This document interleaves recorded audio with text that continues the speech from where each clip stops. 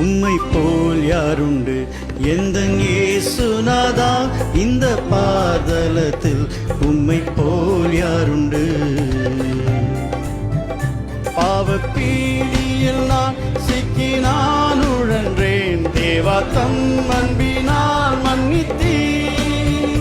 பாவப்பீடியில் நான் சிக்கி நான் உழன்றேன், தேவா தம் அன்பினால் மன்னித்தீ.